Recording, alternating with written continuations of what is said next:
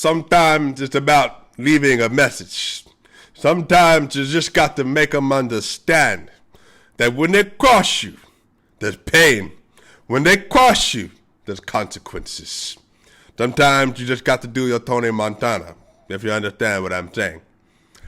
What's going on, y'all? Welcome back for another episode. I'm SwipaCam. Welcome to the channel. Oh, boy. How have your past 24 hours been? If you've been on my Twitter, you know that we've been talking non-stop about what happened yesterday when Nikola Jokic was cheap-shotted by Markieff Morris. And then Jokic went back at him with a full bowl to the back, and we got the results. The verdict has been handed down by the NBA, and if I can say so myself, this is the best possible outcome with consequences being levied against Nikola Jokic. Jokic has been suspended for one game, which means for tomorrow against the Indiana Pacers, Jokic will not be available. But here's a couple of things. Obviously, as addressed yesterday in the video, Jokic should not have responded the way he responded. But really, again, to start it all off, Markieff Morris should have never have done what he did.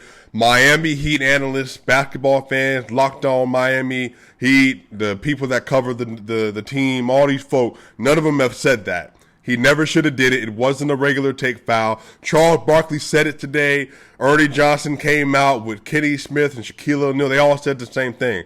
What Markieff did was not a basketball move.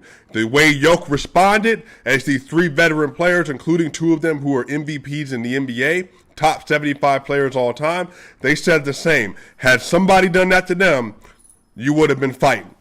Had somebody did that to them, there would have been an issue. And on top of that, Markieff never should have turned around, because once you initiated that contact, you were susceptible to what was going to happen next. So this is where we are.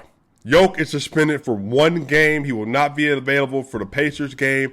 Like I said, this is the best possible outcome given the circumstances and scenarios. But the reason the NBA did this, Patrick Beverley in the playoff last year pushed Chris Paul in the back and he fell down. Flopped down, but he fell down.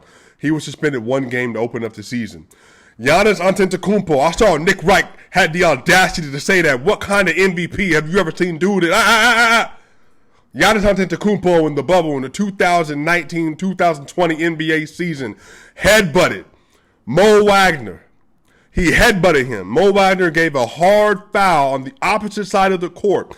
Giannis Antetokounmpo had words for him, followed him down the court, met him in front of his bench, in front of the Bucks bench, headbutted Mo Wagner, and got suspended for one game. So there was precedent. The NBA saw an MVP do similar things, headbutting a player after the initial foul, suspended one game. So Jokic only got to get suspended for one game. Makes sense. I understand it. I get it. Jokic needs to pick it up, clear that up. He can't keep doing stuff like that. That is clear. But let it be understood that a message has been sent to the rest of the NBA. Jokic's not one to play with. Jokic is one of them ones. If you want to find out, ask the question and it shall be answered.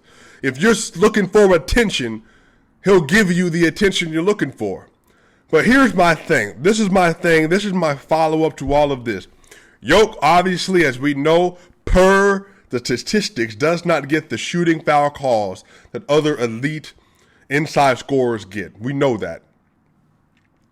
The other part of this is, I think that this is a sign that the Denver Nuggets and Tim Connolly and Michael Malone and Calvin Booth need to seriously consider signing Boogie Cousins or someone of that ilk. But here's why.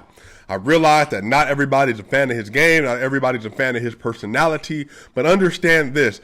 The Denver Nuggets need one of them kind of tough guys that takes the attention away from Jokic. That if something happens to Jokic, there's someone else to pick up the burden, to take the brunt of that you don't need in your rotation every game, but somebody who's effective coming off the bench, someone who's a bully down low, and Cousins is a bully.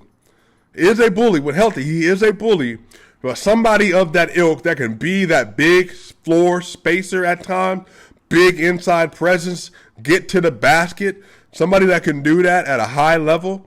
in spurts, but also can be that kind of a player that takes the attention off of Jokic. Someone like a Jay Crowder, someone like a Dwight Howard, somebody like a Boogie. I highly think that the Nuggets should go down that route. Because right now they got enough guards, but they don't have enough bigs. So what it looks like in the rotation with the Indiana Pacers, Bol and Zeke Naji are going to fill that role. They're going to get some more play. It looks like probably the starting lineup tomorrow, if I had to predict it, it's going to be Monte Morris. It's going to be Will Barton. It's going to be Jeff Green. It may even be Jeff Green, Michael Green, and Aaron Gordon. And then off the bench, that's going to leave you with Bones Highland, Austin Rivers, P.J. Dozier, Zeke Naji, and Bol. Maybe you'll get a little Marcus Howard in there. Who knows? But that's what it's looking like. And, again, the best possible outcome, I hope that what this does, it changes the way the NBA approaches Jokic. It changes the way that NBA players that fancy themselves as tough guys, they don't come at Jokic in the same way, because I get it. You're a tough guy. You think you're a tough guy. Markieff, Marcus, whoever, Pat Bev, whoever it is. But here's the thing. You wouldn't do that to LeBron James. You wouldn't do that to Kevin Durant. You wouldn't even do it to James Harden. You wouldn't do it to other MVP players, especially American-born. So that same level of respect that you have for them needs to be administered to Jokic. You're not doing it to Giannis Antetokounmpo either. So everybody's saying, well, because Jokic's the MVP, he only got one game. That might be true, but again, there's precedent. Giannis Antetokounmpo exists. He exists. My thing is that the Nuggets need to get somebody that can be a little bit of a battering ram. Because the thing is, Jokic's a real tough guy. All these Miami Heat folks are surprised that, Jokic responded that way. I'm like, but he's not a soft dude. He is a tough guy. He's somebody that wants the opportunity to let the world know, I'm like that. But again, he doesn't do it in a boastful way. But whatever energy you put out, he matches that energy. And the thing is, Jokic is such a calculated player that he's going to play an outside or inside game based on who he's playing. But he's never soft. The thing Jokic has to improve upon is making sure that when things happen like this in the future, because they will, they're going to look for opportunities to have a repeat performance as Markieff Morris. Jokic needs to be better at managing his emotions, managing his responses, and making sure that he does not retaliate at the same level as other players would that are not of his stature. Because regardless of what Nick Wright thinks when he said that Nikola Jokic is a top 10 player, worst MVP in the last 35 years, regardless of what he thinks, Nikola Jokic is not a top 5 player. He's not a top 4 player. He is the best player in the NBA per every available metric. Top 10 scorer, top 3 passers, top 3 rebounders. And he's one of the best defenders in the NBA right now. Jokic's too valuable. TPA said he's the best player in the league yet again. PER is 35, all-time record pace right now, best ever. His box plus minus is over 14, best ever. VORP, his win shares for 48 is at an all-time high right now, ever across the board. He's too instrumental, especially with the team without Jamal Murray. And then while Michael Porter Jr. looks like he's going to be sidelined from anywhere from a week to a month to let his back get fully healthy again. He's too important. So they're going to have to pick up the slack tomorrow. I think they can. I can see a really interesting game plan coming about tomorrow. A lot of pick and pop. Bobo, Zeke Naji, they're going to have to hit some shots. They play against the Pacers tomorrow, so that'd be a great opportunity to really get some of that going. It's going to be hard competition with Miles Turner and Sabonis as well.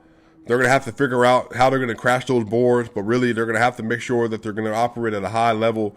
A lot's going to be on Monte Morris' shoulders as the primary decision maker. Bones Highland, Facundo Campazzo could get some time tomorrow as well, but I don't know. He wasn't in the rotation at all. They're going to have to play stout defense. They're going to be able to switch a lot more. That's a strategy I can see them implementing. They're just going to switch. Monte Morris might be a little bit of liability at times, but he's still going to be able to contest a little bit. So we'll see. The good news is Jokic Only 1 game suspension. The great news is the NBA's been put on notice, and now everybody realizes that he's not the one to play with. And the other part of this is Jokic's going to have to make sure, which he will, when this happens in the future, he doesn't respond in the same way he has previously, y'all. So look, Swipe a Game. I'll see y'all tomorrow. Hey, keep it 100. Let the people know. Follow me, SwipaCam on Twitter. By the way, we done crossed 7,000 subscribers, y'all. We've been at this now for just over 10 and a half months, and we just hit 7,000 subscribers. So we are on the way. Less than 3,000 subscribers away from 10,000. And remember, we're going to Serbia once we cross that threshold, and then we're on to getting bigger and better. So keep it moving. Y'all, Swipe a Gang. I'll see y'all soon.